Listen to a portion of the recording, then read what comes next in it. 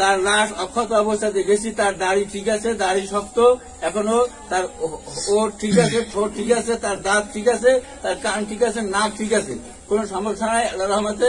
আমার আব্বা সারসিনা দাদা হুজুর রহমতুল্লাহ মুরিদ ছিলেন এবং বর্তমান মরহুম শাহ মোহাম্মদ মুহিবুল্লাহ রহমতুল্লাহ সারসিনা দরবার শরীফের মরহুম পীর সাহেব হুজুরের একজন মুরিদ ছিলেন, একনিষ্ঠ মুরিদ।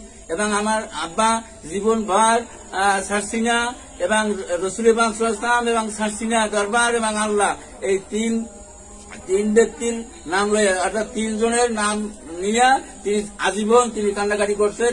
তিনি সারসিনার গোলাম ছিলেন এবং রসুল ইসলামের গোলাম ছিলেন। তিনি আর কবরে যে অবস্থায় রেখেছি সেই অবস্থায় আছে।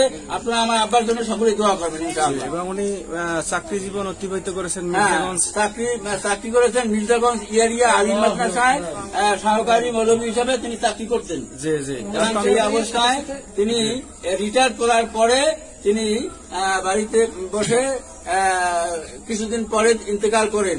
এবং তিনি সবচেয়ে বড় কথা হইল সারসিনা একনিষ্ঠ তিনি একজন গোলাম ছিলেন এবং মুরিদ ছিলেন। সারসিনার আজীবন সারসিনার তরিকা এবং সারসিনার সিলসিলার এই সবকাজে আদায় করিয়া তিনি দুনিয়া থেকে বিদায় হয়ে গিয়েছেন।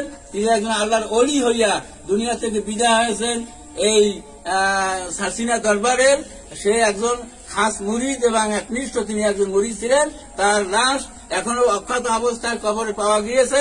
আমি তার দাড়ি টেনে দেখেছি, দাড়ি যে অবস্থায় আছে, তার নাক এবং ওঠ, ঠোঁট এবং দাঁত এবং তার কান, তার কপাল এবং বুক এবং বুকের যে লোম ছিল, বুকের লোমগুলো এখন চিনাইতেছে।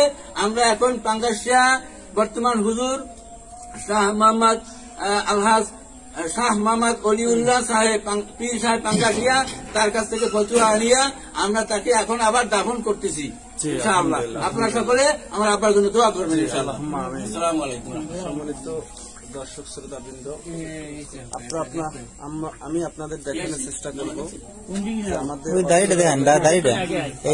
পটুয়াখালী জেলার মির্জাগঞ্জ উপজেলার 2 নং মির্জাগঞ্জ ইউনিয়নের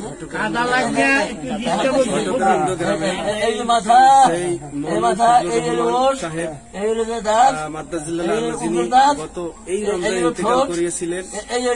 আজকে তার কবর ভেঙে যাওয়ায় অক্ষত অবস্থায় আছে সেটা আমরা দেখতে পেলাম। এবং তার বড় সন্তান যিনি আমাদেরকে তার সম্পর্কে তথ্য দিলেন যে আল্লাহর ওলিরা যে মরে না, সেটাই একটা জ্বলন্ত প্রমাণ আমরা দেখলাম।